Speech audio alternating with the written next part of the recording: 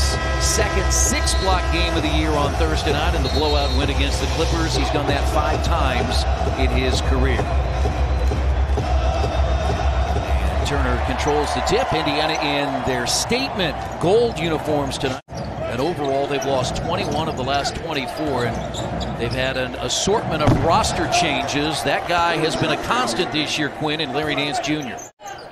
We saw Montrezl Harrell have some success in that area as well on Thursday, right? He'll have success, yeah, but it's all dependent really on the guard, not as much on I mean, this is what you see more often from Miles is not only his versatility, agility, but you see the strength that he's playing with. Miles Turner, 19.5 points in his last 2 games. He's now hit 17 of his last 21 from the field as Marquise Chris. He can make that shot. I know most people who watched him play. David Nwaba down the lane, and it's too strong, and Evans there to secure the rebound. Attack. From here, yeah, I'd like to see him attack. Miles is feeling it. He is feeling it. And his teammates are trusting him because they don't hesitate to throw him the ball.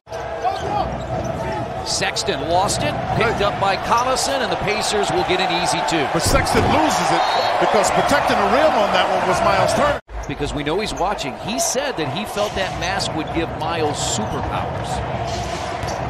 B.O. I know that's feathery and all, but superpowers, I tell you what, it hadn't hurt him, that's for sure. And it's hard to argue with Victor. I'm sure he's pumping up his teammate. This is the guy I'm waiting to get going. When he brings his offense, this is going to be a very difficult team to play against. And they're also without starter Jetty Osman, who's missing his 3rd straight game. He sprained his ankle earlier in the week in a loss to Dallas. Listen, but Donovan's just tried to throw a mini lob to D.C. He's pretty proud of the fact he made that, but Adele's a little frustrated. Well, I think the other thing that sometimes we all tend to we need to take into consideration, he is not from, if you will, Oklahoma or Nebraska or Alaska. This was a team that in that losing streak was in the low 20s. With a left hand is Marquise Chris. You and I saw him play in Phoenix. He was there 2 years, fell out of favor. This guy has some talent. He's looking for a home. He really is looking for a home. He couldn't get off the bench in Houston. I mean, because his game, I mean, if he's not going to play center in Houston like you had Clint Capella playing and they now have Kenneth Faried, then he wasn't going to get off the floor because he's not the wing that they have shooting 3-pointers. Well, there's the 3rd straight 30-point first quarter for the Pacers. And then Anthony Davis and the New Orleans Pelicans will be here on the Friday after the All-Star break. Brandon Knight, his 3-point shot is good, and this is a guy that's trying to come back to some numbers he put up. I was just looking. One of the reasons we've seen the bench more consistent. They've averaged 46 points per game over the last 3, and that's without Doug McDermott, who tonight is missing his 4th straight game with bruised ribs. Joseph off the screen, and he's just looked more effective, as you said. Coming off the bench, knows what his role is. So 2 threes off the bench for Brandon Knight. He made 5 of them this year in Houston in the 12 games he played. That's TJ Leaf again. Clarkson no good. And Holiday has it the other way for the Pacers. And now Corey Joseph. Oh, wide open is Leaf. That's because the ball got pushed up. They never got matched up on the other end. No, if you give him the ball, he makes some good things happen. Clarkson hits a 3. He's one of their leading scorer at just about 18-19 a game. When George Hill went to the Bucks, we'll see George, Giannis, and the Bucks on Wednesday, the final game before the All-Star break. Holiday blew right past Dellavedova. There's no chance for Dellavedova to guard it. He's the only Cavalier to play in every game this year. And again, they've had 29 different players on their roster this year. Good cover up there, bro. Really good. If he makes it, he makes it. Pacers did a nice job. Got to Sexton a little late, but for the most part, I thought they did a good job in rotation. Cavaliers have hit 6 of 12 from 3-point range. And Joseph, he has looked so comfortable shooting the basketball, Quinn. It's like everything else. It's preparation, and that's practice. You play like you practice. Bogdanovich. His second 3, he's got 12. Evans got it, he's back in. I'm surprised you can advance that ball. Yes. That's See how different some people referee that? Yeah. And Bogdanovich on a great back cut from Young. Sexton guarded by Collison. Well guarded. Oh, he took his feet out from under. Now you got to cut, He's not big enough. When I say big enough, he's not strong enough. Extra pass, Collison. All because you're in the post, double team comes. Clarkson stays out there. He's a bench player for the Cavaliers, and he throws it away, and it's picked off by Evans. All kind of help if he needs it. And he didn't need any. He's got 6. He's got a lot of bounce tonight. He does. He's been very active. Where I saw it initially, Chris, was on the defensive side.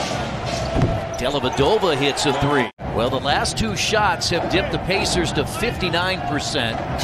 I'm sorry. I had to laugh at that. You dipping to 59? Well, they go into Nance Jr. Tyreke Evans had a 6-point first half, guarded by Nwaba. And now he leaves it off for Turner. And Turner got the basket. He took his rebound. And that's smart. To make sure that he, in fact, is okay. And now Domas Sabonis has come in. Bogdanovich for 3. It's short. Long rebound. Sexton got it. This is his game here. That's his game. He was able to tip that ball once. To play with LeBron James last year, I would think that LeBron James might like to have him back in a Lakers uniform right now. He'd like to have somebody. Yes, go Bogey. Show him the up and the under. 2020, of course, Nate McMillan heading there with Team USA. Maybe Nate will have a place to stay, or at least someone to take him out to dinner. But Nate had a great time, told me how glad he was to have gotten to meet them. Oh, got that one too. That's a block. They got to call that one a block. That's his 3rd. Let it go. And Collison inside the 3-point arc. He's had a busy quarter. That's where the lead was at the half. And Joseph again. Opened up because you don't have to deal with LeBron. Edmund Sumner couldn't finish. And waiting on the other end is Chris to dunk it home. And Joseph has it. Pacers running. What a good seam. What a really good seam. And I'm telling you, he looked off everyone. 7 assists and 8 rebounds.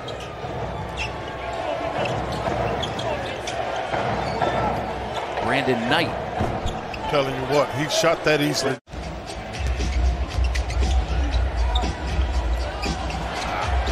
Good job by Sabonis to keep that alive. How about that pass? He threw that pass left-handed. Because it's a play that you have to anticipate a guy going there. And if he stops, the ball easily can go to the opposition. It went right through the legs of Bogdanovich, but it was out of bounds on the Cavaliers. And Sabonis hits his 8th 3-point.